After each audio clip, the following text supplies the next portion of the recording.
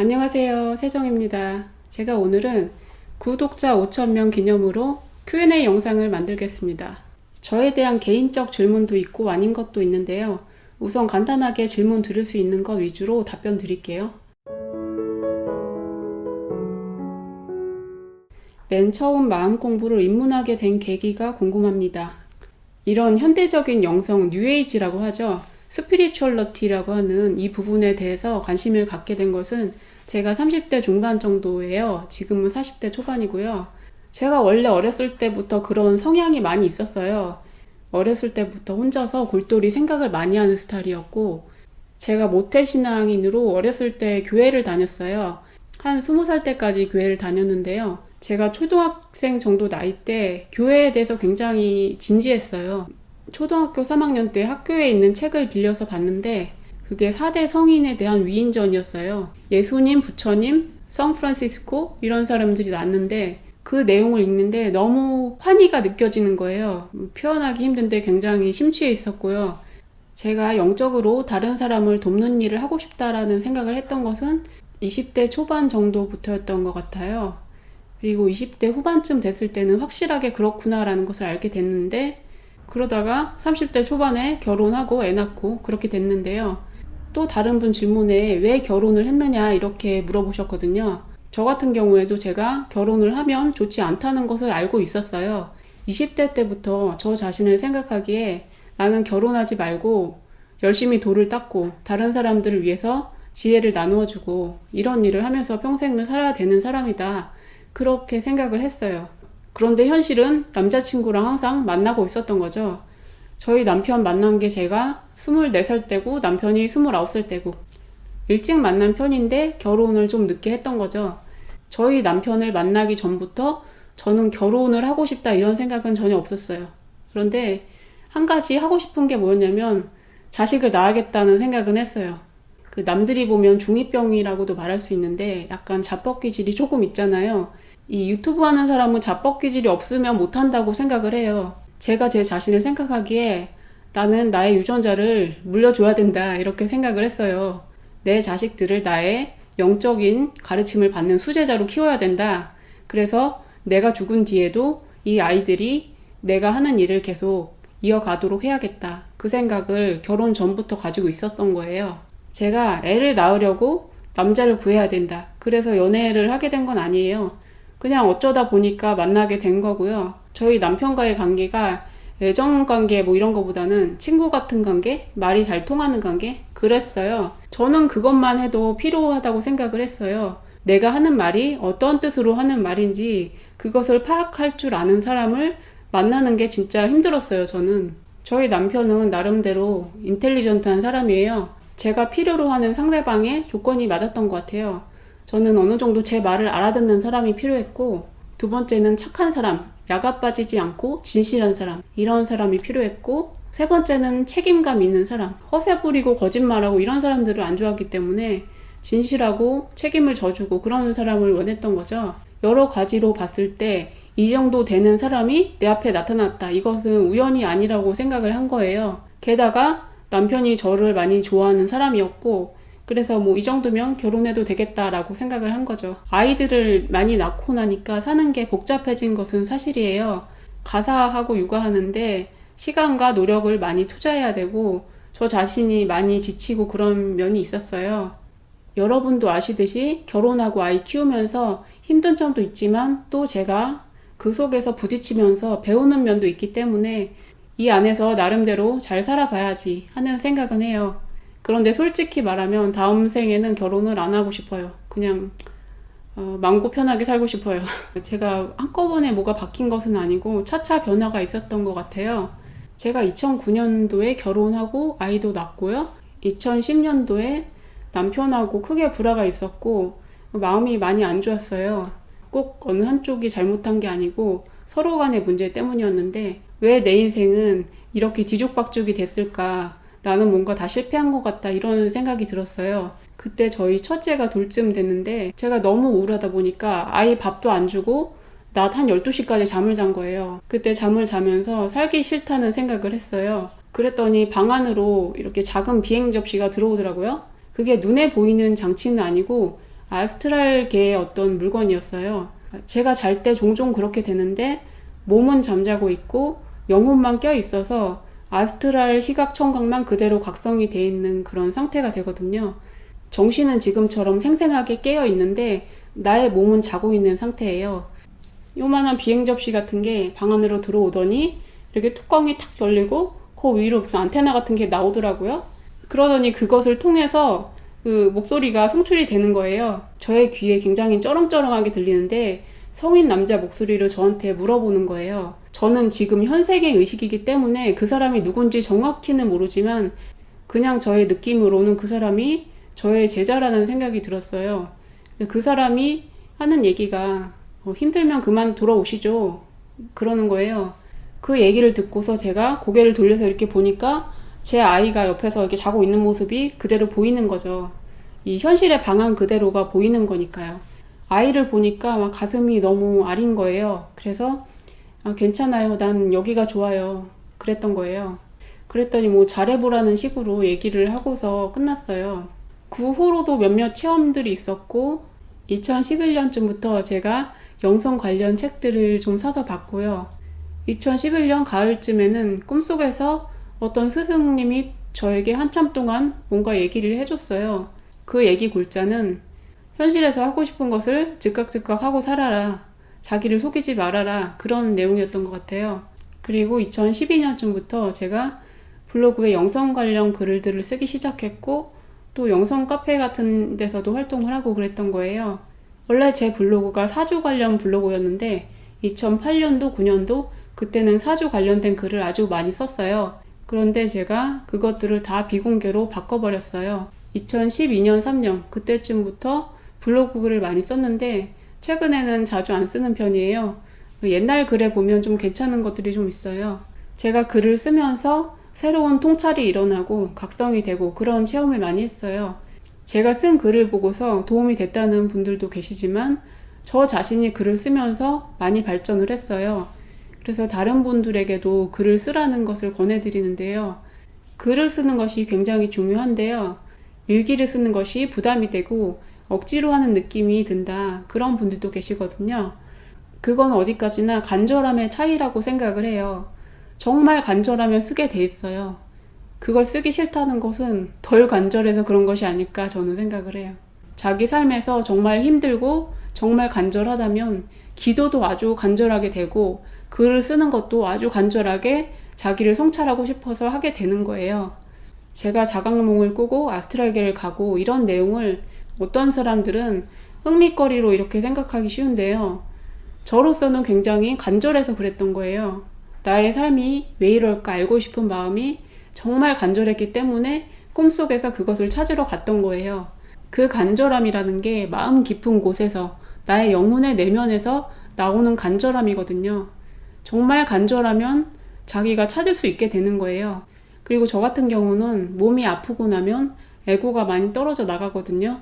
특히 그것이 가장 심했던 때가 아이 낳을 때였어요. 제가 32살 때 첫 아이를 낳을 때 난산이 심해서 진통을 하다가 응급수술을 했는데요. 그 과정에서 너무 고통스럽고 힘들었고 트라우마 생길 정도로 그렇게 된 거예요. 지난 저의 10년이 그것의 연속이었어요. 힘들게 아이 낳고 키워서 젖도 막 2년 이상씩 먹였어요. 계속 젖 주고 돌보고. 그리고 10년 동안 아이들을 키우면서 제가 거의 독박 육아를 했기 때문에 굉장히 심리적으로 힘들었어요. 몸이 힘들다기보다는 심리적으로 힘들었던 거예요. 아이들을 낳아서 키우면서 제가 강한 엄마가 되지 않을 수 없었던 거예요. 결혼 전에는 남자친구한테 뭐 물어보고 부탁하고 이런 스타일이었는데 지금은 다 바뀌어버린 거예요. 아이들 낳고 보니까 남편도 철없는 아이 같은 모습으로 많이 보여요. 나 혼자만 철이 들었다는 느낌이 드는 거죠. 자세히 얘기할 수는 없지만 아이를 낳고 육아를 하고 그런 과정에서 강해져야지만 되고 성숙해져야만 되고 그런 과정이 있었던 것 같아요. 사실은 이 과정에서 많이 지쳐버렸어요. 아이를 낳고 키우고 이 과정에서 제가 너무 트라우마가 많이 생기고 독박 육아에 너무 지쳐버리고 이렇게 살아오면서 제가 막 재밌는 것을 하고 싶다, 뭘 해보고 싶다 이런 생각보다는 좀 편하게 살고 싶다 이 생각밖에 없는 거예요 지금. 그게 어떻게 보면 우울증이라고도 할 수 있는데 미니멀 라이프를 해서 물건을 버리는 것뿐만이 아니고 나의 삶이 단순해졌으면 좋겠다라는 생각을 하는 거예요.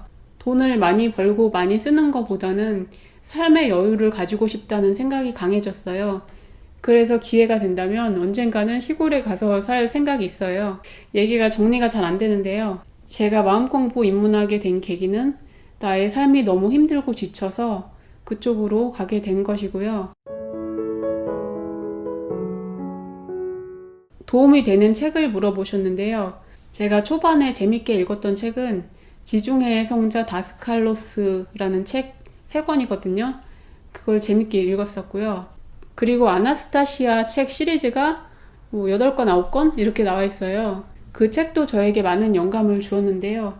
그런데 그 책은 취향에 따라서 많이 갈릴 것 같아요. 어떤 사람은 읽어도 무슨 뜻인지 모르겠고 그런 분들이 많이 있을 거고요. 그리고 이거는 이제 종교단체에서 나온 책인데 생명의 실상 시리즈가 또 몇십 권 있거든요. 제가 그 종교단체랑 관련이 없는 사람이지만 그 책이 영적으로 중요한 내용이 많이 나와 있어요.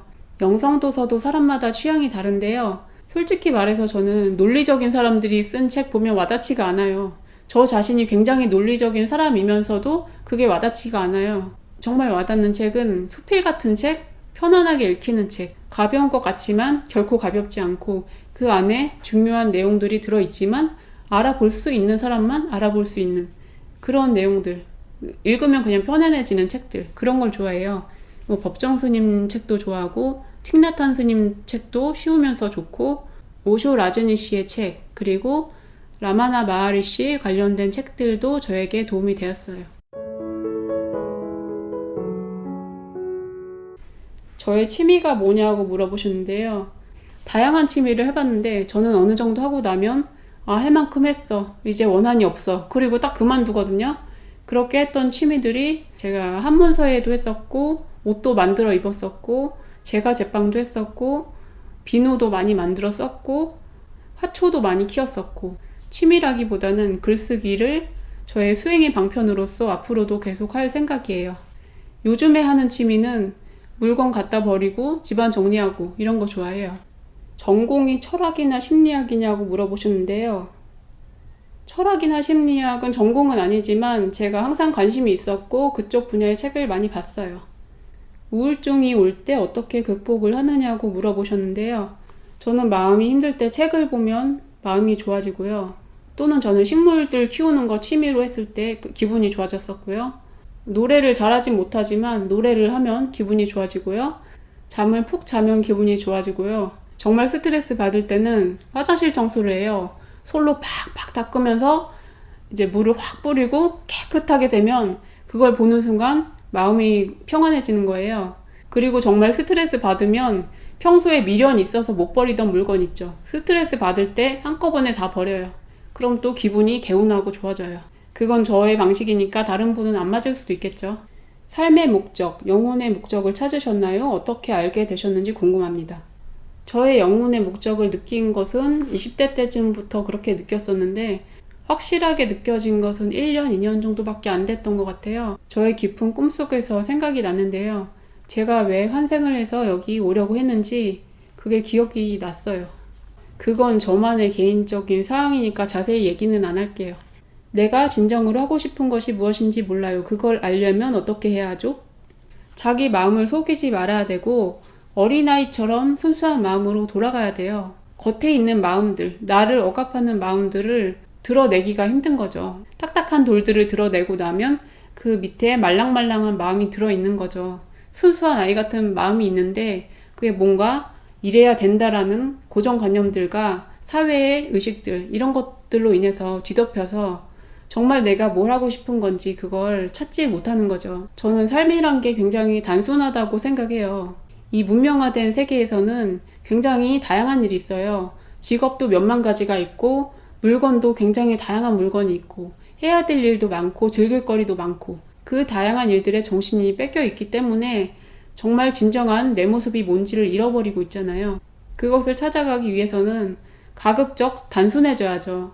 인공적인 환경보다는 자연 속에 있을 때 사람이 자기 마음을 더 잘 들여다보게 되는 것 같아요. 이분께서 지금 남편 일을 돕고 계시다고 하셨는데 그게 자기가 좋아서 하는 일이 아니고 돈을 벌려고 하는 일이잖아요. 생계를 유지하기 위해서는 그 일을 할 수밖에 없는 경우가 많은 거죠. 또 그것을 부정할 수가 없어요. 생계를 위한 일 말고 내가 좋아하는 일이 무엇인지 그것을 찾아서 취미로라도 시작을 해보시면 이것을 해보다가 다른 것을 하게 될 수도 있고 그런 과정 속에서 자기에 대해서 잘 이해를 하게 될 것 같아요. 몇 개 국어 가능하세요? 한국말하고 영어밖에 못하고요. 영어도 아주 유창하지 못해요. 감명 깊게 본 영화가 궁금해요.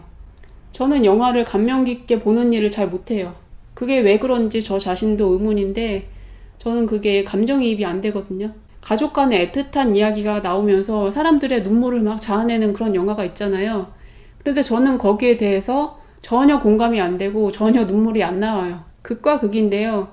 제가 사람들에 대한 공감이 너무 완전히 잘 됐기 때문에 그것 때문에 너무 고통스러워했어요. 그래서 그것을 제가 막아버렸어요, 스스로. 저는 그래서 감정을 자아내는 드라마나 영화는 재미없어서 못 보고요. 제가 좋아하는 것은 저질 코미디, 허무맹랑한 개그 그런 것들을 좋아해요. 그래서 제가 재밌게 봤던 영화가 나초 리브레, 이디오크러시, 러브그루 이런 것들 좋아해요. 삶이 힘들 때 너무 계속되는 윤회가 지긋지긋하고 창조주에 대한 원망심이 들 때도 있지 않으셨나요? 많았어요. 솔직히 말해서 저는 아기 때부터 그 생각을 했어요. 엄마 뱃속에서 있었을 때 기억도 있고요. 태어났을 때 몸이 갑자기 차가워지잖아요. 그때 이 생각이 든 거죠. 아, 또 시작이야. 이 인생, 지긋지긋한 인생 또 시작됐어. 제가 19살 때쯤에 처음 유체 이탈을 했었는데요. 사는 거 지겨워. 이제 그만 살고 싶어. 그 생각을 했을 때 제 몸 밖으로 그냥 나오게 되더라고요. 그런데 일단 나와서 천장에서 나를 이렇게 내려다보고 있으니까 왜 나왔지? 하는 생각이 또 드는 거예요. 지금 나와서 당장 뭐 어디 갈 데도 없고 내가 왜 나왔지? 그래도 살긴 살아야지. 좀 더 열심히 노력하면서 잘 해봐야지. 그런 생각을 하고서 다시 몸으로 돌아왔어요. 몸으로 돌아오는 순간 이 육체에 영혼이 철커덕 하고 맞춰지는 느낌이 들면서 또 그 생각이 든 거예요. 또 시작이네. 이 피곤한 인생 또 시작이네. 그 생각이 들었어요. 몸 밖에 나가 있을 때는 굉장히 자유로웠는데 몸 안에 들어오면 이 피 흐르는 느낌, 심장 박동 소리 이런 것들이 다 그대로 느껴지거든요. 근데 몸 밖에 있을 때는 그게 없으니까 굉장히 가벼운 느낌이에요. 이 지구에서 삶이 쉽고 편한 사람은 아무도 없을 거예요. 여기서 사는 거는 정말 고행이고 힘든 거예요. 우리가 이 지구 안에서 삶을 살아가고 있다는 것만으로 대단한 거예요. 마음이 약한 사람들은 진작에 스스로 세상을 많이 떴잖아요. 그럼에도 불구하고 열심히 살아나가고 있다. 그것만으로 자기 자신한테 대단하다고 잘했다고 칭찬해주세요. 하루하루 산다는 게 결코 쉬운 일이 아니에요. 이 안에서 매일매일 노력을 하면서 마음을 다잡으면서 살 수밖에 없는 일이죠. 그 안에서도 마음을 다잡을 수 있게 해주는 것은 있는 그대로 감사하다 라는 생각을 했을 때 그때 마음이 평안해지는 것을 느껴요. 유체 이탈 과정을 알고 싶어요. 아카식 리코드를 읽으실 수 있나요? 제가 아스트랄 여행 영상을 만들었던 것은 솔직히 말해서 구독자를 좀 모아보려고 했던 생각이 조금 있었고요. 아스트랄 여행 자체가 중요하다고 생각하지는 않아요. 아스트랄 여행을 시도하는 분들 중에 순수한 마음으로 하는 분들도 있겠지만 아닌 경우도 있어요. 자기 에고의 욕망을 채우기 위해서 자각몽에서 예쁜 여자랑 끌어안고 싶다 이런 생각으로 하는 경우도 있는 거죠. 중요한 것은 내가 어느 차원에 가 있느냐가 중요한 것이 아니고 내가 어떤 의식 상태에 있는가, 내가 바른 마음으로 잘 살고 있는가, 그게 중요한 거죠. 저는 초능력이나 신비현상이나 이런 것 자체에 집중하진 않아요. 중요한 것은 마음 공부라고 생각을 하고 저의 채널도 그런 쪽으로 운영을 할 생각입니다. 아스트랄 프로젝션 시에 느끼는 나이는 현재와 같나요? 저 같은 경우는 어린아이 같다고 느껴서요. 영혼에는 나이가 없어요. 사람들이 오해를 하는데요. 사람들이 늙고서 막 이렇게 주름 생기고 그러면 마음도 늙을 거라고 생각을 하는 거예요. 그건 아니에요. 제 안에는 어린아이 같은 발랄함도 있고요. 또 노인네 같은 생각도 있어요. 다양하게 다층적으로 있는 것이죠. 그래서 저는 제가 특별히 몇 살이다 이런 느낌이 없어요. 나이에 대해서도 그렇고 제가 남자다, 여자다 이런 느낌도 없어요. 저 자신에 대해서도 그렇고 다른 사람을 봤을 때도 그래요. 저 사람은 여자다, 남자다, 어른이다, 아이다, 노인이다. 그런 것을 딱 구별짓지 않고 그냥 사람이다. 이렇게 느껴요, 저는. 명상법에 대해서 물어보셨고요. 명상 안내 영상을 만드실 계획이 있나요? 이렇게 물어보셨는데요. 유튜브를 보고서 가이드 명상을 하는 것은 한계가 있어요. 이 비유가 좀 웃긴데요. 여러분이 연인이나 부부 관계에서 잠자리를 하면서 가이드를 따라서 한다고 생각하면 어떠세요? 서로 손을 잡으세요. 파트너의 눈을 바라보세요. 뭐 키스를 해보세요. 이렇게 가이드에 따라서 그걸 한다고 생각하면 어떨 것 같아요? 흥이 깨지겠죠. 명상도 마찬가지예요. 자기 나름의 방식이 있고 자기 안에서 우러나오는 대로 하는 게 맞는 거예요. 우리의 본능도 그렇게 작용을 하듯이 명상이라는 것도 누가 가르쳐 주는 게 아니고 우리 인간 자체 안에 그 프로그램이 탑재되어 있다고 저는 생각을 해요.